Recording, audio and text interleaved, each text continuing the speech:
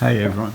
So previously I've said your chords are made up of every second white key. So a C major is made up of C, E, G, D minor is made up of D, F, A, and E minor is made up of E, G, B, etc. Now, the problem here is if we're having to play from here to, let's say, an A minor, it's a long way to move your hands. And obviously it's not a practical thing to do. So I want to talk today about inversions. Now when we're talking inversions, when we play this chord like that, the C major chord like that, the lowest note is the C, and we call this the root note and the bass note being the same. So that's a sort of natural formation of the C major. But because we're playing C, E, G, there's another C up here. So theoretically, we could play that, right? So here's the C major, here's the C there, but I could play that C instead. So I could go here like that. So it's still a C major because it's still got a C, an E, and a G. It's just that they're in a different order, what we call a different inversion. And in this inversion, it's still a C major chord, but the root note is no longer the lowest note. It's in fact the highest note here. So the root note is C, but the bass note, this one here, the lowest, is an E. And sometimes you might see this on music sheets, especially for guitar, written as C/E. So what that's saying is it's a C chord, but with E as the lowest note. Okay.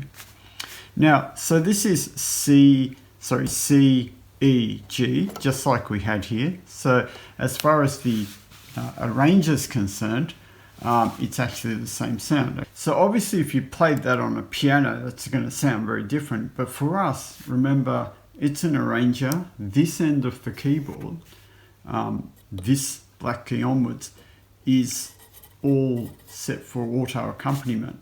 So it won't make a difference to your accompaniment melody. Again, if you've got it set in piano mode or something and you're playing the actual notes, then that's going to make a huge difference. But for us, for using an arranger, that is going to sound exactly the same as that. All right, so all we've done is move this C up here. So you'll notice now, if I play this, I could also move this E to be here, because that's still an E, and that's still within the range of the chords. So that E could be that E, and that would still be C, E, G. It's just that now the G is the bass note. And again, on some sheets you might see it written as C/G. So C with a G as the lowest note. So our root note is still C, but our bass note, the lowest note, is now G. But again, for a keyboard, that is still going to sound the same. So why would I do this? And in fact, I often play up here. This is sort of my usual place I play a C. It's either that one or that one, but more usually that one. Okay. The reason is this. A lot of songs, for instance, might go from C to an A minor. Now you can see it's a huge move there, right, as I showed before. So you go C, A minor. That's a big move. But if we really take the A minor apart, we see every second white key, A, C, E. Now you might notice that these two are in fact the two notes in the C major chord. So I could simply go from C here, remember this is still C major, C, E, G, right? It's exactly the same as that one. I've just moved these two up here. Okay, so it's like that, all right? And then all I have to do to get to an A minor is to move that finger to here. And now I have an A minor.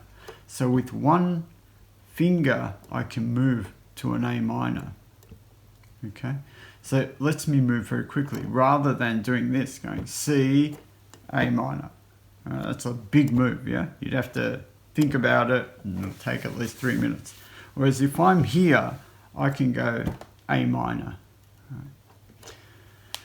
Another transition we often see is C to an F. Remember F, so F, A, C here, okay? Every second white key here. Now, again, big move. But an F can be played with that F up here, like that. All right, so all I'm doing is moving that one up here. So this is an F inversion, F/A, because A now is the last note. Now watch this. If you remember the shape for the C had the E and the G, right? So now I can go from C, remember this is C, E, G, I can go from C to an F very quickly. This finger doesn't move. All I do is pivot around that finger, okay? I mean, I'll lift off usually, but you can go from C to a F. And then if I wanted to go to an A minor, I just move this one. Now it's an A minor, okay? I could move these two, and that would now be a D minor, D, F, A. It would normally be down here, but I'm playing these two up here, okay? So it allows me a huge number of chords with a very quick access. The only one that gets awkward might be, say, C to an F to a G can sometimes, from this F inversion to a G can be rather a big jump, because you're sort of going F and then no matter what, the nearest G, because we can't use this one because the keyboard actually ends here, we'd have to go here. And in that case, if there was a song, and this depends on the song, if a song had a lot of F to G, right, F to G, I would probably be using that F, the natural F, A, C, and then basically move one key each. Okay, so I move the whole key like that. So here, and then just basically slide along. Keep the same shape, okay? F, G, and if I needed to go to an A minor, again, I keep the same shape, A minor. Okay, so the normal non-inversion would be F, G, A minor. That's very natural. And if I needed to go F, G, A minor, and then I had to go to a C, I only have to move that finger there. Okay, because now that's C, E, G. Remember, back in the old days, we'd have gone A minor. Oh no, we need to go back to a C. That's a long way down. So A minor, C is much easier. And it's going to depend a bit on the song. Generally, you'll see a lot of C to A minor moves. I find a lot of that. Or C to F moves. Usually the G sort of comes up towards the end. So you need to kind of plan ahead. Now, often I will get chord out here and then I need to go to a G. So that's a sort of move you kind of get used to, but that is probably part of the hardest one. So C and then G. Other ones that can sometimes catch me out, moving an F to an E minor. For some reason I find that difficult. It's actually the same shape. That's an E minor here, right? So an E minor normally looks like that, but we just move this E up to here. All right, it's going to sound the same.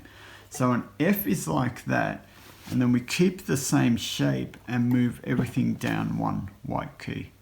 So to an E. But for some reason my head doesn't register that. Inevitably, if I'm asked to do that, I for some reason go to an A minor. Yeah, it's pretty bad. So F, E minor, okay?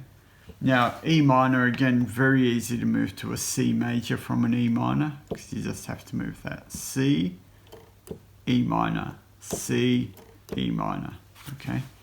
And then E minor to a G is very easy because we just have to move that. That's a G now.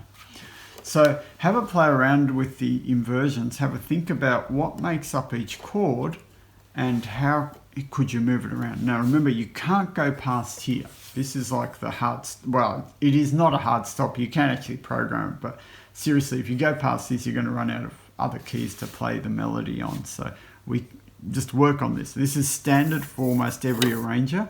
Okay, so you can't go past this one. Play around with what you can do here. Okay,